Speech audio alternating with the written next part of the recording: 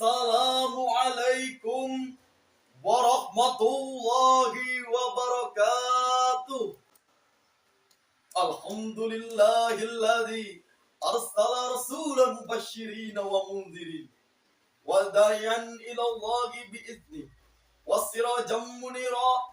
Allahumma salli wa sallim wa barik ala sayyidina Muhammadin wa ala alihi wa sahbihi ajma'in, amma ba'du. Hadirin wal hadirat yang insya Allah dimuliakan oleh Allah Subhanahu wa Ta'ala. Pertama-tama, mari kita panjatkan puja dan puji syukur atas kehadirat Allah Subhanahu wa Ta'ala. Andai kata di zaman modernisasi seperti saat ini, ada seseorang yang berani mencoba-coba membuat alat, di mana alat tersebut diperuntukkan menghitung nikmat Allah, maka sudah dapat dipastikan bersama bahwa alat tersebut akan rusak sebelum nikmat Allah habis terhitung.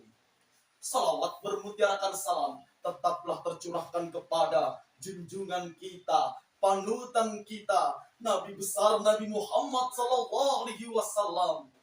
Dialah yang telah memberikan bimbingan kepada kita semua, sehingga umat Islam mampu berdiri tegak dari tebing kehancuran menuju puncak kejayaan seperti pada zaman saat ini. Hadirin wal hadirat yang insya Allah dimuliakan oleh Allah Subhanahu wa Ta'ala. Manusia terlahir di dunia ini tanpa membawa apa-apa, tanpa membawa kekayaan, tanpa membawa harta benda, bahkan sehelai benang pun ia tidak membawanya. Dalam proses hidupnya, ada yang berkecukupan, ada pula yang hidup dengan serba kekurangan, prasejahtera, atau bahkan hidup di bawah kemelaratan. Islam sendiri tidak mengkehendaki para pemeluknya untuk senantiasa hidup di bawah garis kemiskinan, wahai jamaah. Akan tetapi Islam senantiasa menganjurkan untuk memperbanyak serta memperkaya usaha yang bermanfaat bagi dirinya maupun bagi orang lain sekalian.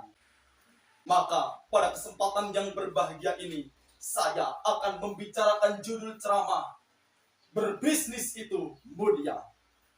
Banyak orang yang beranggapan bahwa berbisnis adalah suatu profesi bagi orang-orang yang tertentu saja, bagi para keturunan konglomerat saja.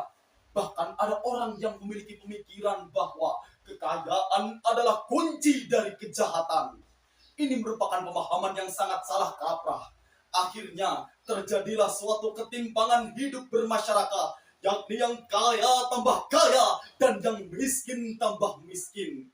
Akibatnya terjadilah kecemburuan sosial, di mana orang yang miskin akan senantiasa merasa iri terhadap orang-orang yang kaya. Allah Subhanahu wa Ta'ala sendiri telah menganjurkan kepada kita selaku hamba-hambanya agar senantiasa berusaha untuk menjadi hamba yang terbaik serta melakukan usaha yang bermanfaat bagi dirinya maupun bagi orang lain.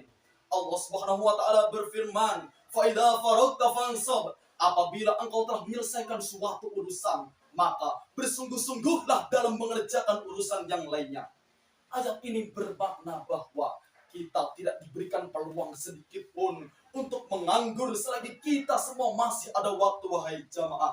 Ketika kita telah selesai melakukan suatu urusan, maka kita diwajibkan untuk mengerjakan urusan yang lainnya, agar kita dapat menampakkan suatu hasil kerja serta hasil karya yang nyata.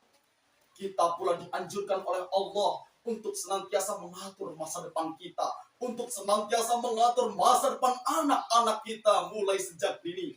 Allah Subhanahu wa Ta'ala berfirman di dalam Al-Qur'an, "A'udzubillahi minasyaitonirrajim. Ya ayyuhalladzina amanu taqullah." Wahai orang-orang yang beriman, bertakwalah kepada Allah. Wal tanzur nafsu ma qaddamat lighad. Dan hendaknya setiap jiwa mempersiapkan apa yang ia akan lakukan keesokan harinya. Wattaqullah, dan bertakwalah kepada Allah Subhanahu wa Ta'ala. Hadirin, ayat ini berpesan kepada kita semua bahwa ketika kita ingin melakukan atau ketika kita ingin mencapai kesuksesan terhadap Allah Subhanahu wa Ta'ala, maka kita harus senantiasa berusaha untuk menggapai masa depan kita. Masa depan bukan hanya dalam artian alam akhirat, akan tetapi masa depan bisa dimaksud sebagai masa yang kita akan lalui dari berbagai dimensi.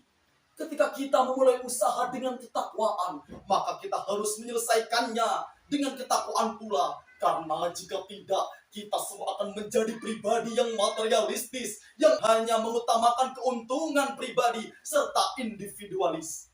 Hadirin wal hadirat yang insya Allah dimuliakan oleh Allah Subhanahu wa Ta'ala.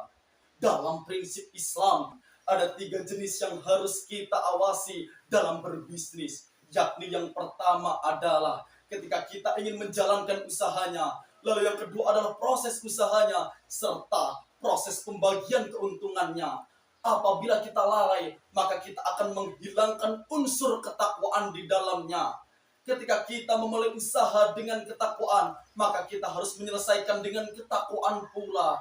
Karena sejatinya ketika kita diberikan rezeki oleh Allah Subhanahu wa Ta'ala, di dalam rezeki tersebut terdapat atau tersisip rezeki orang lain, yakni orang-orang yang lebih membutuhkan. Karena sejatinya rezeki adalah suatu amanah yang Allah titipkan kepada kita semua selaku hamba-hambanya.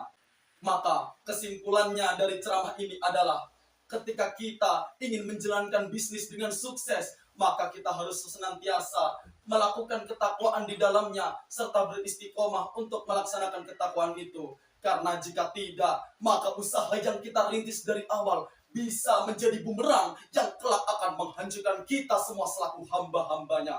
Sekian dari saya. Semoga ceramah ini dapat bermanfaat bagi kita semua. Dan semoga rezeki kita selalu dilancarkan oleh Allah Subhanahu wa Ta'ala. Amin, amin ya rabbal alamin. Wallahul muwaffiq ila aqwamit thariq. Wassalamualaikum warahmatullahi wabarakatuh.